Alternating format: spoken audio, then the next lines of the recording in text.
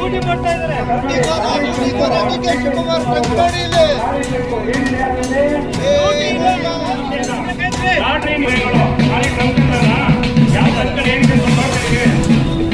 ಬೆಂಗಳೂರು ಮಹಾನಗರ ಪಾಲಿಕೆ ರಚನೆ ಸುವರ್ಣ ಸೌಧ ನಿರ್ಮಾಣ ಸುವರ್ಣ ಗ್ರಾಮ ಯೋಜನೆ ಬೆಳಗಾವಿಯಲ್ಲಿ ಪ್ರಥಮ ಅಧಿವೇಶನ ನಡೆಸಿದರು.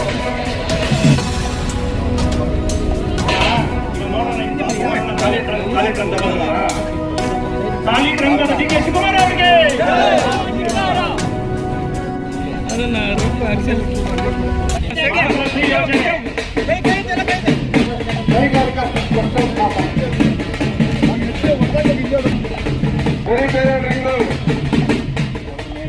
ಏನು ಈ ಒಂದು ವಿಚಾರವನ್ನ ಹೇಳಿದ್ದಾರೆ ಖಾಲಿ ಟ್ರಂಕ್ ಅಂತ ಹೇಳ್ಬಿಟ್ಟು, ಇಲ್ಲಿ ಸೇರುವಂತ ಎಲ್ಲ ಯುವಕರಿಗೆ ಗೊತ್ತು ಆ ಟ್ರಂಕ್ ಅಲ್ಲಿ ಏನಿದೆ ಅಂತ ಹೇಳ್ಬಿಟ್ಟು. ಆ ಟ್ರಂಕ್ ಯಾವತ್ತೂ ಸಹ ಖಾಲಿ ಉಳಿದಿಲ್ಲ, ಖಾಲಿ ಉಳಿಯೋದು ಇಲ್ಲ. ಯಾಕೆ ಅಂತ ಹೇಳಿದ್ರೆ ಅವರ ಸಾಧನೆ ಅದರಲ್ಲಿ ತುಂಬಿದೆ, ಅವ್ರು ಮಾಡಿರುವಂತ ಕೆಲಸಗಳು ತುಂಬಿದೆ. ನಿಮ್ಗೆ ಹೇಳ್ಬೇಕಾದ್ರೆ ಮಾನ್ಯ DCM ಅವರೇ ಅವರ ಕೆಲಸಗಳನ್ನ ನಾವು ಯುವಕರಾಗಿ ಹೇಳ್ತೀವಿ, ದಯವಿಟ್ಟು ನಿಮಗೆ ಗೊತ್ತಿಲ್ಲ ಅಂದ್ರೆ ತಿಳ್ಕೊಳ್ಳಿ. ಕೇಂದ್ರ ಮಂತ್ರಿಯಾಗಿ ಕೆಲವೇ ತಿಂಗಳಲ್ಲಿ 4,500 ಬಸ್ಗಳನ್ನ ಕೊಟ್ಟರು, ಬೆಂಗಳೂರಿಗೆ ಕೊಟ್ಟರು. ಆದ್ರೆ ನಿಮಗೆ ನಿಮ್ಮ ಒಂದು ಸರ್ಕಾರದಲ್ಲಿ ಖಾಲಿ ಟ್ರಂಕ್ ಇಂದ ಆ ಒಂದು ಬೆಂಗಳೂರಿನ BMTC ಮತ್ತೆ KSRTC ಸಿಬ್ಬಂದಿಯವರಿಗೆ ಸಂಬಳ ಕೊಡೋದು ದುಡ್ಡಿಲ್ಲ. ಇವಾಗ ಹೇಳಿ ಖಾಲಿ ಟ್ರಂಕ್ ಯಾರು, ತುಂಬಿರೋ ಟ್ರಂಕ್ ಯಾರು ಅಂತ ಹೇಳ್ಬಿಟ್ಟು ಒಳ್ಳೆ ಹೊಡೆದು ತುಂಬಿಕೊಂಡವ್ರೆ ದುಡ್ಡು ತುಂಬಿಕೊಂಡಿರೋದು ಕಾಂಗ್ರೆಸ್ ಸರ್ಕಾರ. ಜನರ ಪ್ರೀತಿನ ತುಂಬಿಕೊಂಡಿರೋದು ಕುಮಾರಣ್ಣ. ಖಾಲಿ ಟ್ರಂಕ್ ಇವ್ರದಲ್ಲ, ಕುಮಾರಣ್ಣದಲ್ಲ, ಅಲ್ಲಿ ಪ್ರೀತಿನ ತುಂಬಿಕೊಂಡವ್ರೆ ಖಾಲಿ ಟ್ರಂಕ್ ಅಲ್ಲಿ. ಕಾಂಗ್ರೆಸ್ ಸರ್ಕಾರ ತುಂಬಿರೋದು ಬರೀ ಜನರ ರಕ್ತ. ಎಲ್ಲರ ಗೋಳು, ಎಲ್ಲರ ದುಡ್ಡನ್ನ ಕಿತ್ತು ತುಂಬಿಕೊಂಡು ಮನೆ ನೋಡ್ತಿದ ಕಟ್ಟಿಸ್ಕೊಂಡು ಡ್ಯೂಟಿ ಹೊಡ್ಕೊಂಡು ಕೂತಾರೆ ಕಾಂಗ್ರೆಸ್ ಸರ್ಕಾರದವರು. ಕಾಂಗ್ರೆಸ್ ಸರ್ಕಾರಕ್ಕೆ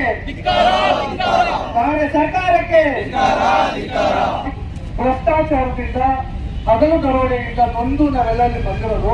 ಇಲ್ಲಿ ಇರ್ತಕ್ಕಂಥ ಯಾರು ಕೂಡ ದುಡ್ಡು ಕೊಟ್ಟು ತಂದ ಜನ ಅಲ್ಲ, ಬದಲಾಗಿ ಅನ್ಯಾಯವನ್ನು ಖಂಡಿಸಿ ಬಂದಂತ ಜನ ಅಂತ ಹೇಳಿ ದಯಮಾಡಿ ನಾವು ಕೇಳೋದು, ನೀವು ಕೂರುವಂತ ಧಿಕ್ಕಾರ ವಿಧಾನಸಭೆವರೆಗೂ ಕೇಳಿಸ್ಕೊಳ್ಬೇಕು.